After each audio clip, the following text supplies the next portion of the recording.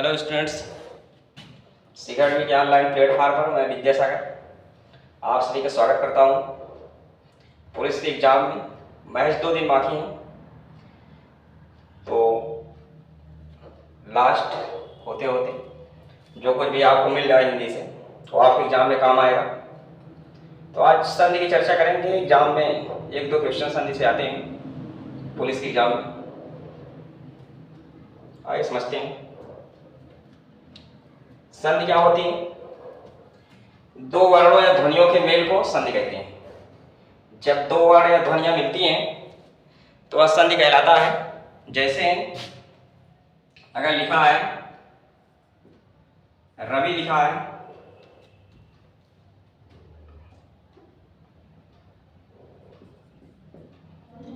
रवि, लिखा है, इसमें अगर ईस जोड़ा गया तो बनता है रवीश। तो रवि का लास्ट छोटी है और ईस का प्रारंभ बड़ी है, तो छोटी और बड़ी मिलके बड़ी बनाए। इस तरह से जो बड़ी बनता है पहले आने वाले अक्षर में लगता है और बनता है रवीश। तो 2 ध्वनियां कौन सी यहाँ मिली हैं? ई और ई, और मिलके क्या बनाई हैं? बड़ी। तो जब भी 2 ध्वनियां मिलती हैं तो ध्वनियों या वर्णों के मेल को ही संधि कहते हैं। ध्वनियों और वर्णों के मिलने से एक नया शब्द बन जाता है। संधि के 3 भेद हैं: स्वर संधि, व्यंजन संधि और विसर्ग संधि। जब स्वर और स्वर मिले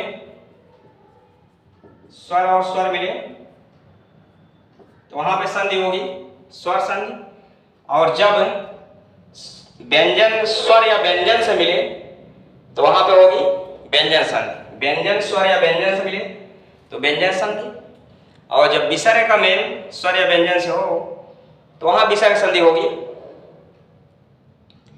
तो जब स्वर स्वर से मिलेगा स्वर संधि, जब व्यंजन स्वर या व्यंजन से मिलेगा तो व्यंजन संधि, और जब विसर्ग स्वर या व्यंजन से मिलेगा तो विसर्ग संधि होगी।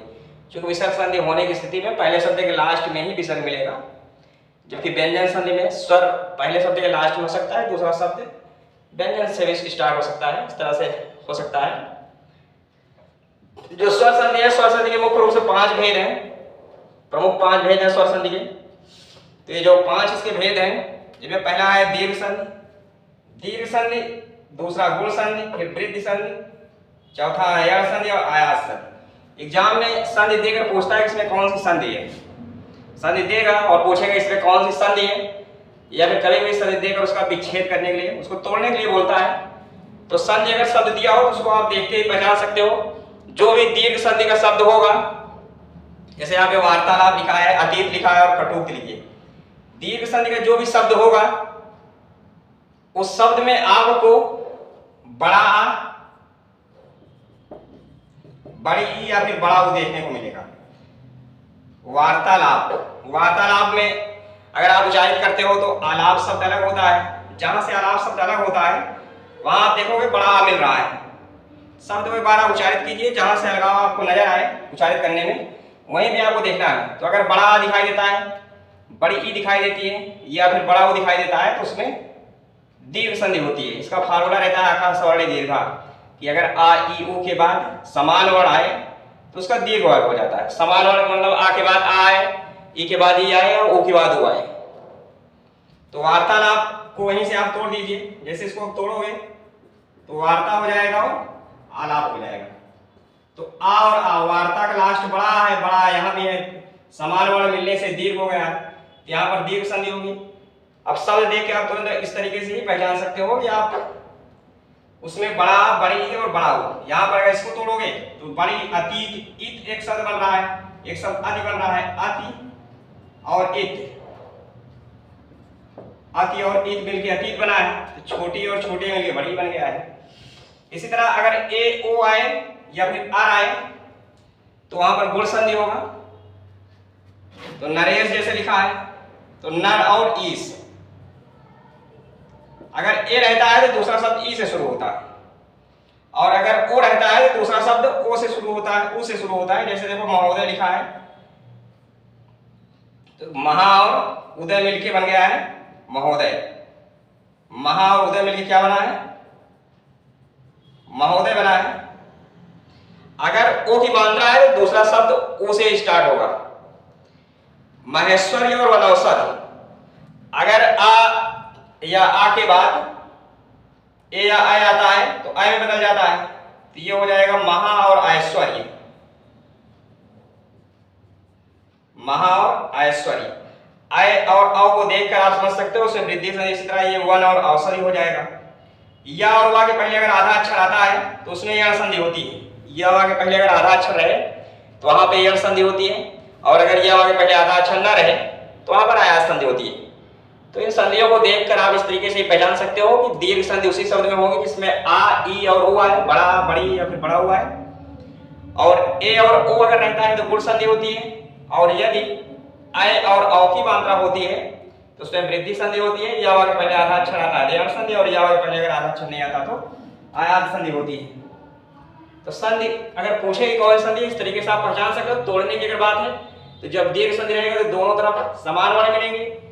जब गुण संधि रहेगा, एक ही मात्रा है तो पहले शब्द के लास्ट में तो आपको छोटा या बड़ा मिलना है। दूसरा शब्द जो होगा, दूसरा शब्द ई से शुरू होगा जब एक ही मात्रा होगी, और जब ओ की मात्रा होगी तो दूसरा शब्द ओ से शुरू होगा। और अगर यहां पर आर लिखा है महर्षि, आर आ रहा है तो भी गुण संधि होता है, दूसरा शब्द री से शुरू होता है।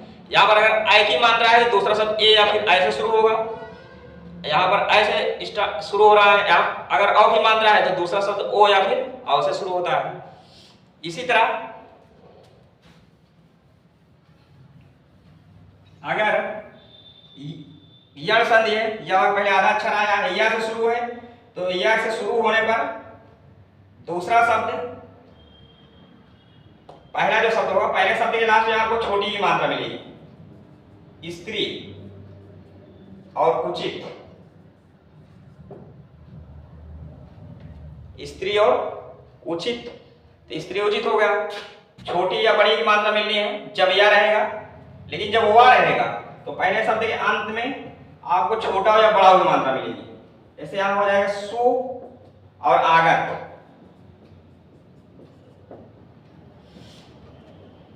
सु और आगर। तो यह शब्द में आपको ध्यान देना है कि या है कि वाह है। जब या रहेगा तो पहले शब्द के अंत में आपको ई की मात्रा मिलेगी, वह रहेगा तो पहले शब्द के अंत में आपको ओ की मात्रा मिलेगी। यहां देखो या है तो पहले शब्द के अंत में आपको ई की मात्रा मिलनी है, न्यून, नी।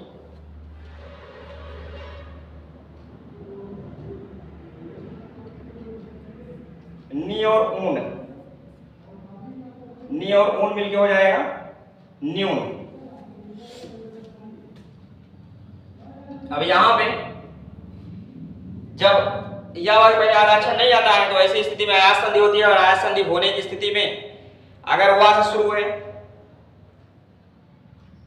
वा है और वा के पहले जो है कोई आधा अक्षर नहीं है, या के पहले कोई आधा अक्षर नहीं है, तो आयास संधि होती है। इसके लिए आप या वा पे ध्यान दीजिए और या वा के अनुसार जो पहला शब्द के अंत में क्या लगेगा। जैसे अगर वा के पहले कोई आधा अक्षर नहीं है तो क्लियर है आयास संधि है, और अगर वा है, केवल वा है, तो इसको औ पढ़ा जा सकता है। औ होने की स्थिति में पहला शब्द के अंत में आपको ओ की मात्रा मिलेगी, पो। दूसरा शब्द वा की मात्रा से शुरू होगा, पो और अन मिलके पवन हो गया है। इसी तरह यहाँ अगर वा के पहले बड़ा की मात्रा है, ओ नहीं बल्कि औ हो जाएगा। यहाँ हो जाएगा पौ, पौ और अक, पौ और अक हो जाएगा।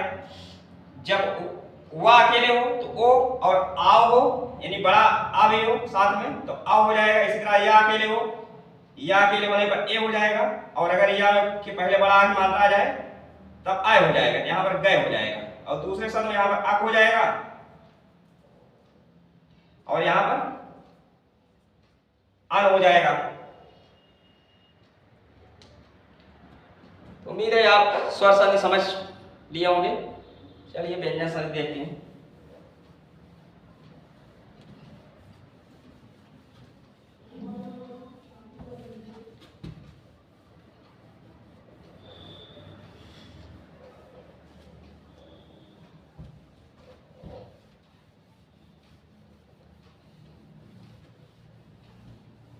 व्यंजन संधि जो होता है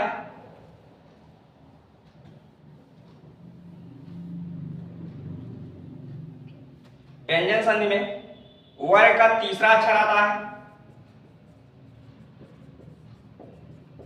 पांचवा अक्षर आता है, या फिर आधा चा आएगा या फिर आधा ला आएगा, ज्यादातर यही आपको मिलेंगे। और जो तीसरा या पांचवा अक्षर होता है उसको वर्ग के पहले अक्षर में लाते हैं। तो जैसे उदय लिखा है, उदय को अगर तोड़ना है तो ये ता वर्ग का अक्षर है, ता था दा, इसको वर्ग के पहले अक्षर में लाएंगे, उत हो जाएगा, फिर दा की जो मात्रा है उससे स्टार्ट होगा अगला शब्द, उत और बन जाएगा। इसी तरह का उद्घाटन लिखा है, यहां भी दा आया है, दा को वर्ग के पहले अक्षर में लाएंगे तो ये हो जाएगा उत, अगला शब्द हो जाएगा घाटन। ऐसे ही संतोष लिखा है, तो जो संतोष लिखा है अगर आपकी बिंदी मिलती है तो इसका नियम है कि माँ के बाद अगर माँ आता है तो माँ बदलता नहीं है, माँ के बाद कोई और वर्ड आता है तो माँ आने की बिंदी बदल जाता है। जब तोड़ेंगे तो फिर हम इसको माँ में बदल देंगे, तो हो जाएगा सम और तोष। ऐसे ही सज्जन लिखा है, सज्जन को तोड़ेंगे तो सत और जन हो जाएगा। आप ये कह सकते हो कि यहाँ अच्छा होगा, मगर अच्छा नहीं होगा। अच्छा इसलिए ना क्योंकि सच संस्कृत में कोई उपसर्ग होता नहीं है, तो ऐसी स्थिति में ता आता है। इसी तरह वांगमय, ये तुक्का वर्ग का है तो हो जाएगा ये वाक्मय, ये अंगा आधा है इसलिए अंग का भी आधा हो जाएगा। इसी तरह ये सच्चित और आनंद हो जाएगा। तो कुल मिला के आप ये समझ सकते हो कि जो व्यंजन संधि है, व्यंजन संधि में आपको वर्ग का तीसरा अक्षर, पांचवा अक्षर, चा या ला मिलेंगे। जैसे तल्लीन शब्द है, तल्लीन में ला मिलता है, तो जहां आप शब्द उच्चारण करिए, जहां से आपको लगे यहाँ शब्द जुड़ा हुआ है, शब्द यहीं पे जुड़ा है, तो वहीं आपको देखना है कि तीसरा पांचवा है, चा या ला है नहीं। जैसे अगर सज्जन, जन अलग हो रहा है, मतलब यहीं पे जुड़ा हुआ है, यहाँ पे वर्ग का तीसरा अक्षर लिखा चा छा जा, तो आप समझ गए यहाँ पे व्यंजन से।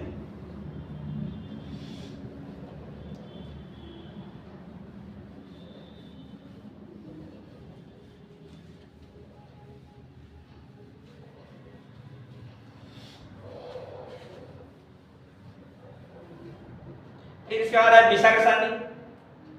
जो विसर्ग संधि है इसमें आपको या तो उड़ंगोरा मिलेगा या फिर सा मिलेंगे तीनों, या फिर आपको तीनों सा मिलेंगे, कहीं कहीं आपको ओ की मात्रा मिलेगी। तो इनसे आप विसर्ग संधि पकड़ सकते हैं। जैसे स्वर संधि में मैंने बताया आपको कि अगर दीर्घ संधि है तो बड़ा, बड़ी और बड़ा ओ मिलेंगे शब्द में आपको। यण संधि है ए और ओ मिलेगा। गुण संधि है, यण संधि है तो या पहले आधा अक्षर मिलेगा, गुण संधि है तो ए और ओ मिलेगा, वृद्धि संधि है तो अ और औ मिलेगा। और अगर अयाल संधि है तो या के पहले आधा अक्षर नहीं मिलेगा, या आय आय औ के रूप में होंगे। फिर अगर अय लिखा है, आय लिखा है तो पहले शब्द को तोड़ेंगे तो ए की मात्रा आएगी, आय लिखा है तो अय की मात्रा आएगी, औ लिखा है तो ओ की मात्रा आएगी, और अगर आव लिखा है तो औ की मात्रा आएगी पहले शब्द के लास्ट में, और दूसरा शब्द यावा की मात्रा से शुरू होता है। तो यहाँ विसर्ग संधि में नियम ये रहा कि आपको इतने ही वर्ण मिलेंगे विसर्ग संधि के शब्दों में। जैसे मैं कुछ शब्द लिख रहा हूँ, इसे उदाहरण है, जैसे निर्गुण, दुश्चरित, हरिश्चंद्र,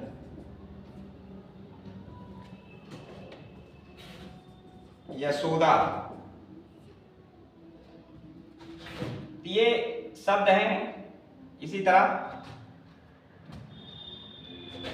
अगर लिखा है कोयप,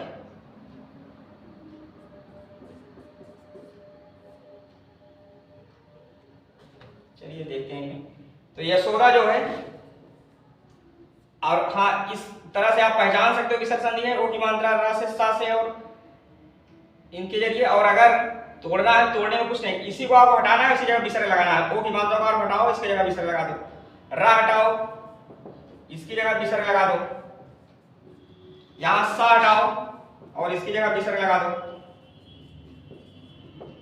यही काम यहां भी करना है, सा हटाना है और इसकी जगह विसर्ग आपको लगाना है। यहाँ की कोयब लिखा है, कोयप में आप ओ की मात्रा हटाओ, कहा आओ, आप ही हो जाएगा, कोयप ही हो गया। इस तरह से संधि को आप समझ सकते हैं। एक बार मैं सारे नियम फिर से दोहरा दे रहा हूं। स्वर संधि में स्वर और स्वर का मेल होता है। 5 भेद जो उसके हैं, जो दीर्घ संधि है, दीर्घ संधि में समान वर्ण ही मिलते हैं। आ का आ से मिलाप होता है, ई का ई से और उ का उ से, और मिलके दीर्घ बनाते हैं। तो जो भी शब्द होगा उसे बड़ा आ, बड़ी या फिर बड़ा ओ मिलेगा। और जो इसके बाद गुण संधि है, गुण संधि में आपको ए और ओ की मात्रा मिलेगी। अगर ए की मात्रा है, ए की मात्रा है तो जो दूसरा शब्द होता है ई से शुरू होता है, और अगर ओ की मात्रा है तो दूसरा शब्द उ से शुरू होता है। और पहले शब्द यंत्र में छोटा या फिर बड़ा मिलता है। इसी तरह अगर वृद्धि संधि है तो उसमें आपको ऐ और औ की मात्रा मिलेगी। यण संधि है तो यह के पहले आधा अक्षर मिलेगा, और अयाज संधि है तो यह के पहले आधा अक्षर नहीं मिलना है। तो ये हो गया स्वर संधि। व्यंजन संधि में वर्ग का तीसरा अक्षर या 5वां अक्षर मिलेगा। वर्ग मतलब का वर्ग, चा वर्ग, टा वर्ग, ता वर्ग, पा वर्ग से है। इनके तीसरे अक्षर या फिर 5वें अक्षर मिलेंगे, और जब इसको हम तोड़ेंगे तो तीसरे या 5वें अक्षर को ही वर्ग के पहले अक्षर में लाएंगे। या फिर आधा चा मिलेगा या फिर आधा ला मिलेगा। और जो विसर्ग संधि है, विसर्ग संधि में आपको रा मिलेगा, उड़ंगुरा मिलेगा जिसे रेप कहा जाता है, या फिर सा मिलेगा, या फिर ओ की मात्रा मिलेगी। और जब तोड़ेंगे तब इसी को हटा के इसकी जगह हम विसर्ग रख देंगे। इस तरह से एग्जाम में अगर क्वेश्चन आता है कि इस शब्द में कौन सी संधि है या संधि देकर उसको तोड़ना रहे तो आप उसका एक आइडिया लगा सकते हो नियमों के जरिए। और अगर संधि देकर संधि विच्छेद पूछे तो आप चारों विकल्पों पर एक बार नजर डालिए, जो जिसमें आपको चारों विकल्पों में शब्द सही लग रहे हो, दोनों शब्द सही लगने लगे, उपसर्ग सही हो, प्रत्यय सही हो, या फिर 2 शब्द सही हो, तो उसके सही होने के चांस दिख रहते हैं, तो वही सही होता है। तो भी एक तरीका होता है पकड़ने का। उम्मीद है वीडियो आपको अच्छा लगा होगा। लाइक, सब्सक्राइब और शेयर कीजिए, तथा कोई सलाह या सुझाव हो तो कमेंट बॉक्स में कमेंट कर सकते हैं। Thanks for watching video.